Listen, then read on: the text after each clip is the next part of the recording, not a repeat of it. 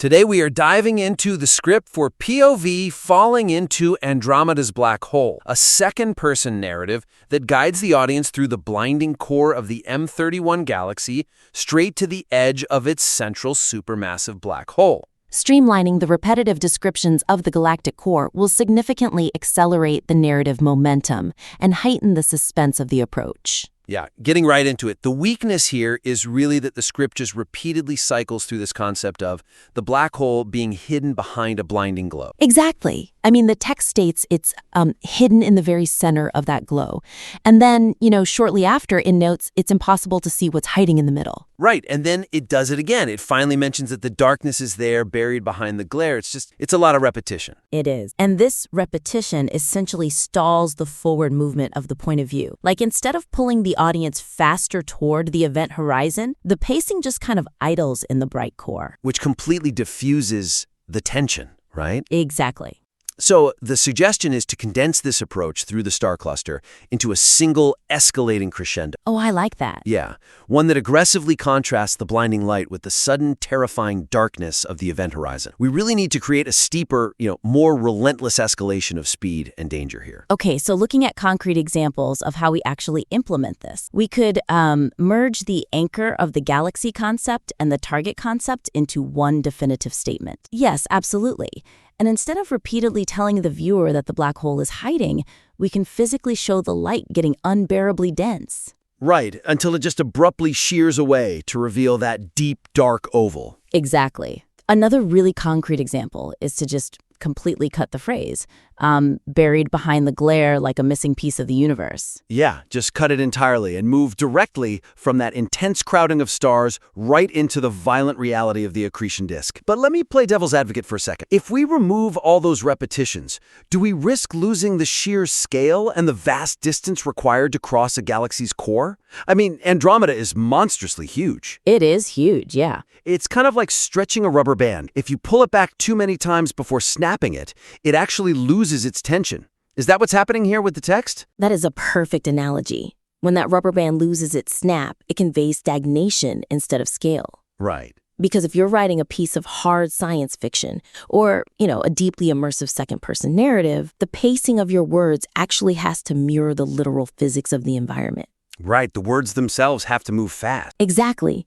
The writer's intent is clearly to convey the immense size of the galactic core, but human perception, it processes written repetition as a temporal drag. Oh, that makes sense. Yeah. If the reader's eye is physically forced to dwell on the concept of brightness 3 separate times, the cognitive load of processing that same state creates a feeling of idling. Wow, yeah, the reading speed directly correlates to the perceived narrative speed. So when the text repeats too bright multiple times, the brain basically assumes the environment is static. And falling toward a galactic center is the absolute opposite of static.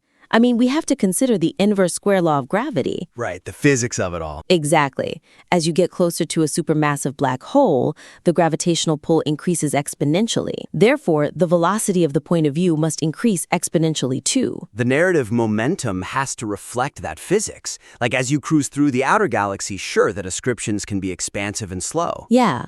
But as gravity takes over, the environment should warp rapidly. We want the reader to feel the gravity literally pulling them relentlessly faster. So pausing to remind them that the destination is obscured, that just slackens that gravitational pull entirely. It really does. If you're listening to this critique and writing your own hard sci-fi, you might be thinking, well, I want to emphasize the scale, but the trick isn't repeating how big the environment is. No, the trick is showing the environment warp under the extreme speed of your approach. Building that cosmic suspense requires us to pull that rubber band back in one smooth, continuous, agonizingly tight draw. And then release it exactly at the event horizon. Yes. Showing the light compounding and compressing against the viewer's field of vision does far more to communicate scale than simply stating the object is hidden. Right. We need the reader to feel the crush of millions of stars condensing into a single, unbearable point of friction. Which then instantly drops away into absolute zero.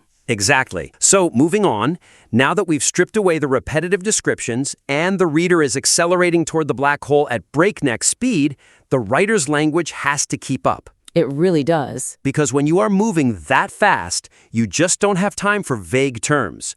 You need absolute, clinical precision. Which brings us to the next point. Integrating precise astrophysical terminology will elevate the piece's authority without sacrificing its vividly poetic tone. Right. And the weakness holding this section back is that the text includes a pretty notable inaccuracy. It refers to the black hole as the target M31 star. Yeah, that stuck out to me too. M31 is the galaxy, Andromeda. A supermassive black hole is fundamentally not a star. No, not at all. And furthermore, while the text beautifully describes the violent ring of superheated gas and dust, it misses the opportunity to use the actual evocative term for this phenomenon. Which is such a shame, because for a listener with deep expertise, or even just a passion for space, these generalities and misnomers break the hypnotic spell of the narrative. They totally pull you out of the story. Yeah. So the suggestion here is to subtly weave in the correct scientific terminology and correct that M31 star misnomer. Use these real-world scientific concepts to enhance the cosmic awe. Exactly. It proves that factual accuracy and poetic immersion can coexist seamlessly.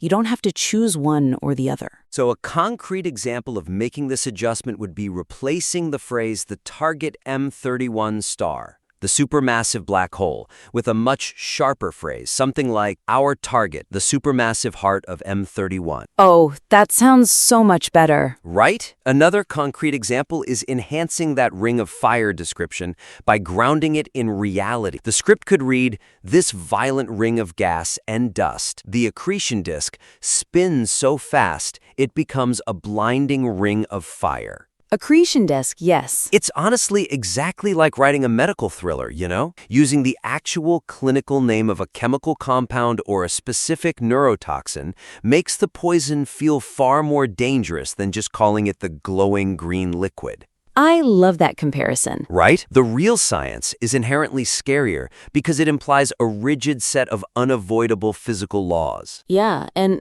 we frequently underestimate how much heavy lifting precise terminology can actually do. Like when we look at this from the perspective of cosmic horror, the terror of a black hole isn't merely the absence of light. No, it's the sheer violence of it. Exactly. It is the specific, inescapable mechanics of how it destroys everything it touches. Consider the term accretion disk. It doesn't just describe a glowing circle. Right, it implies matter being actively crushed, accumulated, and shredded. Let's actually explore the mechanics of why that matters.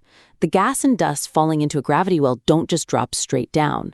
They spiral. Right. And because the inner tracks of that spiral orbit significantly faster than the outer tracks, the immense friction causes the matter to heat up to millions of degrees. It essentially becomes a plasma, radiating highly lethal X-ray. It functions like a cosmic wood chipper. A cosmic wood chipper, exactly. But utilizing the term accretion disk, you tap directly into the listener's pre-existing knowledge of those violent thermodynamics. You borrow all the horrifying physics associated with that word without having to dedicate like 3 whole paragraphs to explaining the friction and the plasma. Right. The word accretion alone establishes the grinding destruction of entire solar systems. It roots the science fiction elements in a terrifying, unyielding reality. And it also solves the immersion break caused by the M31 star error. I mean, stellar mass black holes are the remnants of collapsed stars. Sure, but a supermassive black hole is an entirely different entity. Completely different. It contains millions, sometimes billions of solar masses. It acts as the gravitational linchpin of an entire galaxy. Calling it a star subtly diminishes its scale. It really does. The black hole is the anchor.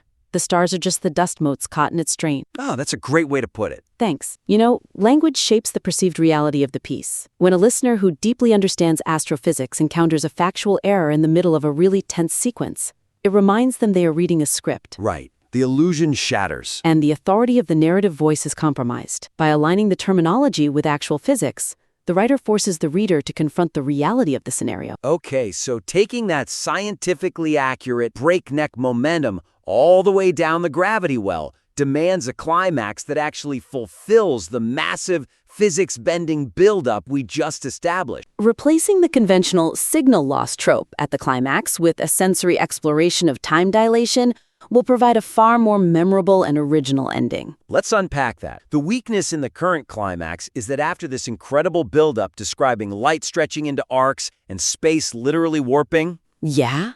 The ending just abruptly cuts to a cliché mission control interrupt. It says, "We thought we lost you for a second there. Welcome back." Yeah. This sudden shift completely deflates the cosmic tension.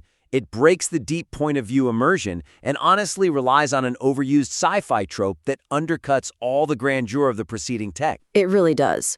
So what's the fix? The suggestion is to lean into the actual physics of approaching an event horizon, specifically the visual freezing and extreme distortion caused by time dilation. Oh, right. By using that, we create an ending that feels profound, unbroken, and psychologically heavy. We must keep the narrator strictly as a guide, with the viewer inside the void, rather than cutting back to a safe, distant desk. Okay, so for concrete examples of this revision, instead of using "we thought we lost you," the script could describe the visual of the stars stretching into infinite, static arcs as time literally slows to a crawl. Yes, exactly. Another concrete example is to end the piece by balancing the reader right on the very edge of the event horizon, leaving the audience suspended in the gravity well where space and time no longer function normally, right before fading to black. That is so much stronger. And finally, instead of a cheery mission was a success, the script could end on a haunting, awe-inspiring note about the reader becoming a permanent part of the galaxy's anchor. Wow, yeah. But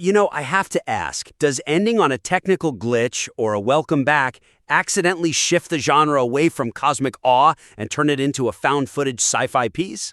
That's a really good question. Because, is that genre whiplash what the writer actually intended?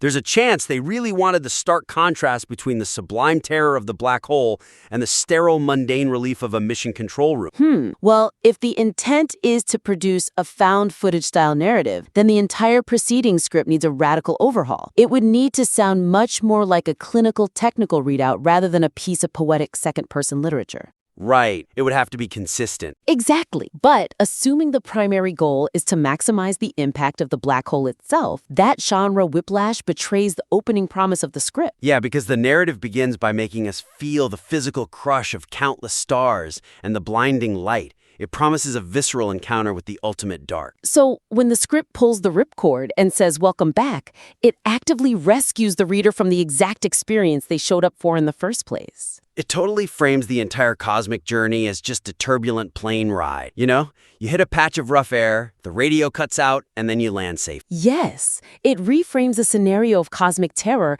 into a manageable, human-scale engineering problem. Which is so much less interesting. Far less interesting. Fulfilling the initial promise of the script requires trapping the reader in the awe. The event horizon is not merely a physical barrier, it is a temporal. Right, time itself breaks down.